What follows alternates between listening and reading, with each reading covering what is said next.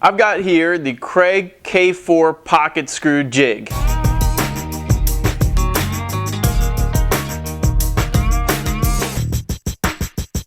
The jig, the drill bits, screws, everything comes in this handy case. It's about 1 foot by 1 foot by 6 inches or so. Sturdy plastic. Let's open it up and see what's inside. We've got the plastic case here. Pop that open. And when you first get it, everything is inside this box. And here's the main jig, which can clamp to your bench. And inside the box, we've got the drill bit inside protective paper. It's a drill bit. And dust collection port. Some covers, wood and white plastic. Some various pocket screws, different sizes. A spacer block. And a clamp that you attach to the main jig. And a little collar, and Allen wrenches. And a driver bit. So what are pocket screws? Basically it's a system for attaching 2 pieces of wood. You make these very angled holes in one piece and attach it to the other piece. So here you can see these holes here are very elongated. Basically you drill in at a very sharp angle here to pre-drill your hole, and then the screws go in here and attach this piece to this piece. This jig here makes these holes. So where might you use pocket screws? Well, you can use them anywhere that you're trying to join 2 pieces of wood. From furniture projects, shop projects, jigs and fixtures, wherever you're trying to get 2 pieces of wood together, pocket screws can be a great way of doing that. Especially when you're butt joining one piece to another piece, there's not a lot of holding power there at the end for an end grain for glue or something like that. So instead of doing a rabbet or a dado or something else, you can quickly throw a couple of screws across there, and now you've got that screw holding power so those pieces won't come apart. When you first get the jig, you need to assemble the toggle clamp onto the main jig just using these screws. The nuts fit into the molded plastic underneath, so all you need is a Phillips head screwdriver. Nuts are held in place, and just tighten the screws. The drill bit uses a depth stop or depth collar so that the hole is the correct depth. So just simply put that on, get the little set screw inside of there with the Allen wrench. And then we're ready to set it to the different depths. There it goes, thread it in, and now we can move this depth collar up and down. And finally we have the depth stop pin. This raises and lowers for different depth stock. So just thread the pin right in here to lock that in place. This jig can be used fixed on your bench, or it can be taken to the workpiece. You simply slide out the end here, and now this can be taken to your workpiece. So you've got a workpiece here that you need to put in some pocket screws. You take this over, clamp it up, and now you can drill your pocket screws. Now this, as it is here, is set for 1/2 inch material. If you want to do 3/4 inch material like this, that's where the spacer block comes in. So you grab the spacer block and you put it on here. Get it the right way around, and you can get it on these dovetails here.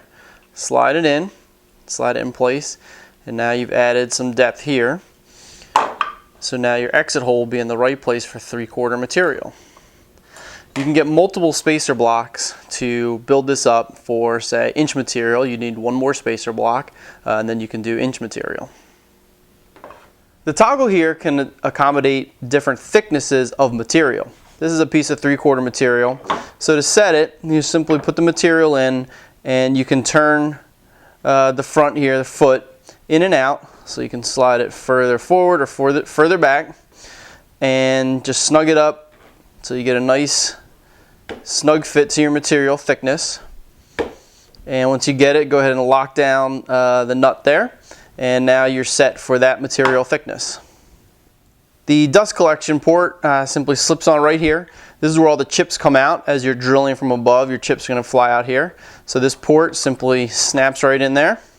And then you can connect your vacuum hose right out here and collect those chips as you go. You first want to set the depth collar so that your drill bit will go in the correct distance. So here's a handy template here on the jig, and we're going to be doing 3/4 material.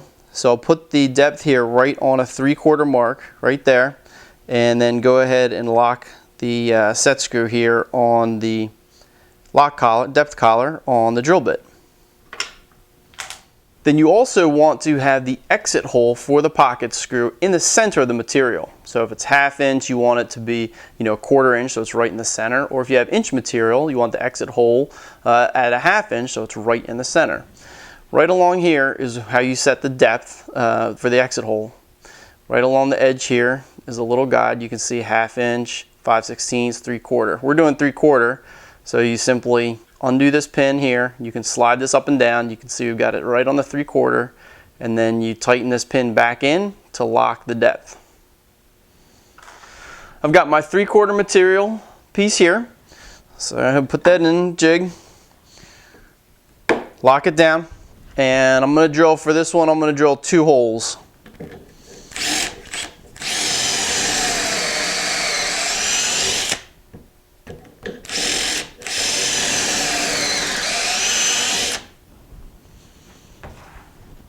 Take it out. Well, there we go. Now all I need to do is switch over to my driver bit. I'm going to go ahead and quickly kind of clamp this together. So I get my mating pieces. There are the pocket screws right down there. Here's my mating piece. I'm going to line that up. Throw a clamp on it. Get it just where I want it. Tighten that down, and then go ahead for this application. This is 3/4 material, so the recommended screw is 1 1/4 screw, and then go ahead and screw that in.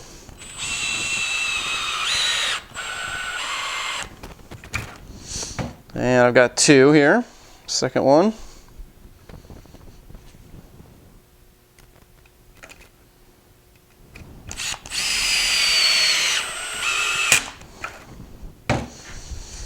Take the clamp off, and we're all set. Very strong. That is not moving. So there is a very fast example of doing a couple of pocket screws in 3/4 material. You can see how quick and easy that is. So pocket screws are useful in a variety of applications, from furniture or shop projects or jigs and fixtures. They are great. They're easy to make, and they're very strong.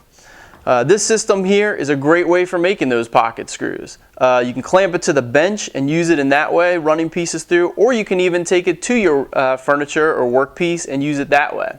So if you think you want to be using pocket screws in some of your projects, I would definitely check this jig out.